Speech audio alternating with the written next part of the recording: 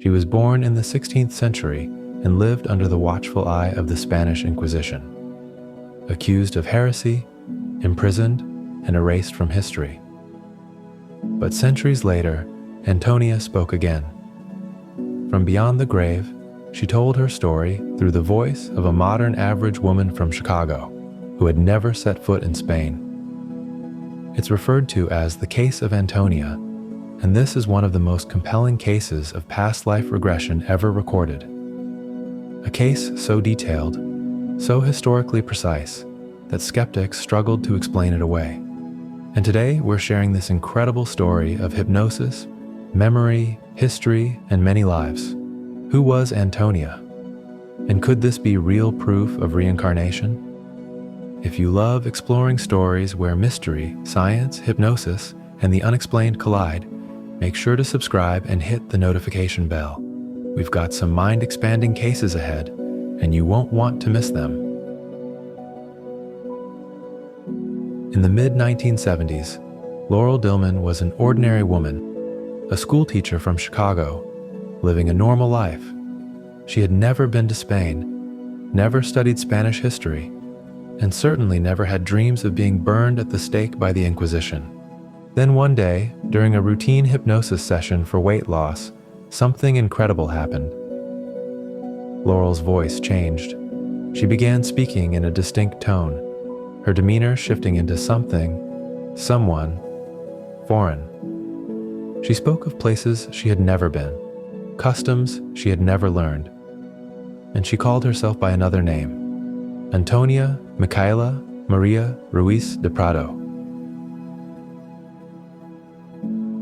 Over the course of 44 hypnotic regressions, Laurel shared a dazzling amount of detail about this other life. Antonia was born in 1555 on the island of Hispaniola, the Spanish stronghold in the New World. Her mother was German, her father, a Spanish officer. But tragedy struck early. Her mother died, and Antonia was sent to live in Germany with her uncle Karl, a former Catholic priest turned liberal-minded scholar. For years, Antonia lived a life of books, philosophy, and devotion, but fate had other plans. When her uncle passed away, Antonia set out on a perilous journey, returning to Spain to reunite with her father in the town of Cuenca. But what she found there was not a homecoming. Her father was dead, her inheritance gone, and her only option? To run his struggling inn and try to survive alone in a land where women had few rights. But there was another challenge, something far worse. What Antonia didn't know was that her father had been friends with a high-ranking member of the Spanish Inquisition, a man who had been keeping an eye on her and her rare beauty since she arrived. And when they finally summoned her for questioning regarding her free-thinking education and her fealty to the church, she never imagined what might happen. Under hypnosis, Laurel described the suffocating darkness of Antonia's prison cell, the searing pain of the interrogations, and the moment of ultimate betrayal. When she realized the Inquisitor watching her so closely was not just interested in her soul, but in something far more personal. Most past life regressions produce vague impressions, disconnected memories, or highly generic descriptions, but not this one. Antonia's memories weren't just emotional or symbolic, they were precise.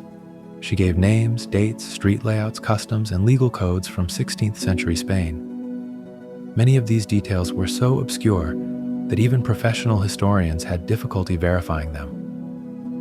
How many details are we talking about? In total, over 100 specific historical references were made over 44 hypnotic sessions.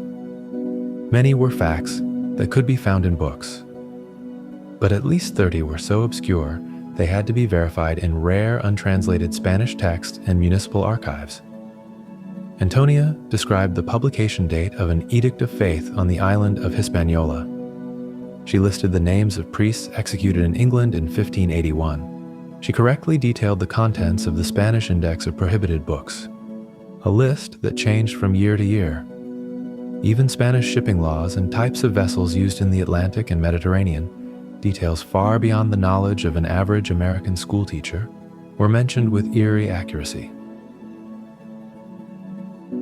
Skeptical but intrigued, her hypnotherapist Linda Tarazzi decided to test Antonia's claims. The lengths she went to in order to verify this case were extraordinary. She spent years cross-referencing history books, traveling to university archives, to locations recalled in Europe and Africa, and consulting experts in 16th century Spanish history. Many of Antonia's claims weren't in English-language sources at all, requiring Tarazzi to comb through Spanish municipal and church records. But perhaps the most shocking part? There were moments when Antonia's descriptions directly contradicted known history, only to be later proven correct. At least twice, Antonia's memories corrected errors in mainstream historical accounts. The first involved Cuenca's Inquisition tribunal. Official Spanish records claimed that during Antonia's time, Cuenca always had 3 inquisitors, but in trance, Antonia insisted there were only 2. Tarazzi searched through Spanish archives, and what did she find? Records proving that for 4 years, 1584 to 1588, Cuenca did, in fact, have only 2 inquisitors. The second involved a mysterious college in Cuenca that Antonia spoke about. Tarazzi scoured travel books, encyclopedias, and historical registries. No reference to a college existed. Even the municipal archivist in Cuenca had never heard of one. But Antonia refused to back down. She claimed professors and students from the college frequently gathered at her father's inn. Then, Tarazzi made a breakthrough. She found an obscure 7-volume Spanish text written in the 1800s.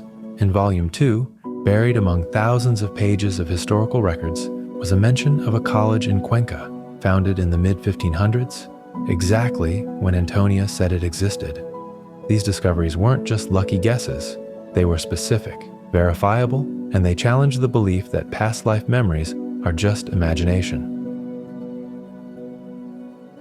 So after all this, after 44 hypnosis sessions, 100 confirmed historical details, including discoveries that corrected recorded history, we come to the big question: what actually happened here? Is this real evidence of past life memories? Or is there another explanation?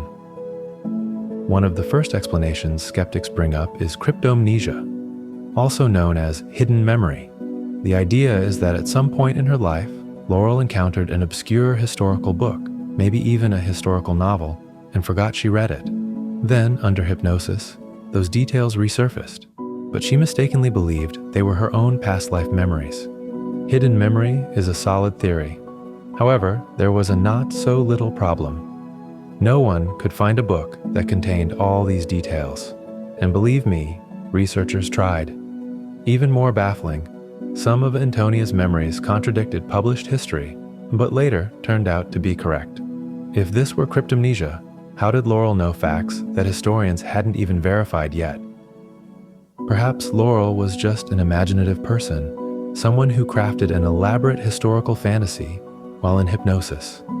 And yet, the sheer depth and specificity of her knowledge makes this hard to accept. The language, the customs, the minute legal distinctions, these weren't general historical themes. They were hyper-specific details, many of which required years of research to verify. Also, most people who invent past lives create dramatic, self-glorifying stories. They were kings, warriors, or famous figures. But Antonia? She was an innkeeper, struggling under the rule of the Spanish Inquisition. Her life was realistic, not glamorous. Another explanation comes from parapsychology. Living agent psi, the idea that Laurel wasn't remembering a past life. She was psychically accessing historical information from the collective unconscious, or the Akashic records. Could her subconscious mind have tuned into history itself, pulling detailed facts from an unknown source? Some researchers argue that this could explain why she knew things no historian had published. But if so, why Antonia? Why this one life, with this level of precision? And why through hypnosis? At some point, we have to entertain the idea that alternative explanations become even more improbable than something like an actual past life regression. In the end, Linda, Laurel's hypnotist, worked with Laurel to resolve these vivid memories of her past life and move on with her current life. But how to resolve this incredible account? We're left with 3 choices. Cryptomnesia? No known book contained all these details. Fabrication? The sheer number of verified historical facts makes that unlikely. Psychic access? Maybe, but why only this one life? Which leaves us with reincarnation. Did Antonia really live, love, and suffer under the Spanish Inquisition, only to be remembered centuries later? Ultimately, the answer isn't up to me. It's up to you. So what do you think?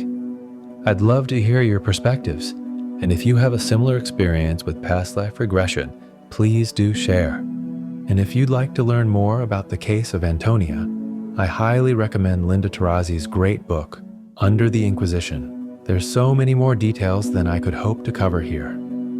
What if your own past lives are waiting to be discovered? I'm a certified past life regression hypnotherapist at Gnosis Hypnosis, helping people unlock their hidden memories and find more meaning in their lives. If you're curious about your deep past, go to gnosishypnosis.com to start your journey today. And if you enjoyed this story, like this video, subscribe, comment, and hit the notification bell, as we'll have more amazing cases coming very soon. Thanks, and safe journeys.